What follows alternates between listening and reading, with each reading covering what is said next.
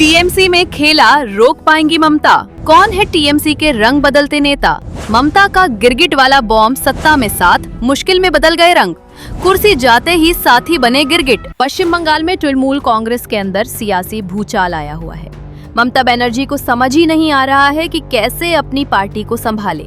बंगाल की कुर्सी क्या गई, हर तरफ से बगावती सुर उठने लगे हैं। तो वहीं इस्तीफों की ऐसी झड़ी लगी है जिसने ममता बनर्जी की रातों की नींद उड़ा दी है।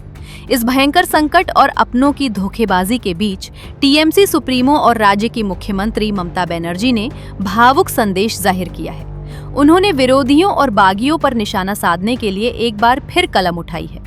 ममता बनर्जी ने अपनी कविता को नाम दिया गिरगिट। गिरगिट, गिरगिटों से भी खतरनाक कुछ लोग इस बंगाल में अपना रंग बदल रहे हैं, लेकिन जनता सब देख रही है। उनका चेहरा अब सामने आ रहा है। अपने आर्थिक फायदे और स्वार्थ की खातिर खुद को मत बेचो। लोभ के साथ कितनी बार खुद को बदलोगे? चंचलता से कितना ऊपर उठोगे और कितना चाहोगे? खुद को क्यों बदलते हो? रक्त की धारा बह रही है, तुम्हारी चाल भी चल रही है। प्रकृति एक दिन सबका हिसाब लेगी। धैर्य रखो, सच्चाई उजागर होगी।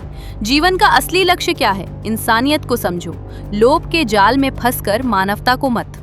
इस कविता के निशाने पर सीधे तौर पर टीएमसी के वे विधायक, सांसद और पार्षद हैं जो चुनाव के बाद पार्टी नेतृत्व पर सवाल उठा रहे हैं, और कुछ टीएमसी छोड़ चुके हैं और कुछ छोड़ने वाले हैं। ममता ने बिना नाम लिए दल बदलुओं और बागियों को गिरगिट से भी भयंकर और चंद पैसों के लिए बिकने वाला करार दिया है। टीएमसी में खेला रोक पाएंगी ममता? क्या पश्चिम बंगाल में तृणमूल कांग्रेस के साथ भी वैसा ही राजनीतिक खेला हो सकता है जो पिछले दिनों दिल्ली में आम आदमी पार्टी के साथ देखने को मिला था? ये सवाल इसलिए उठ रहा है क्योंकि बंगाल में सत्ता गंवाने के बाद टीएमसी के कई राज्यसभा और लोकसभा सांसद नाराज बताए जा रहे हैं। क्या बंगाल में बम्पर जीत के बाद टीएमसी में बड़ी सेंध लगाने की तैयारी में है बीजेपी?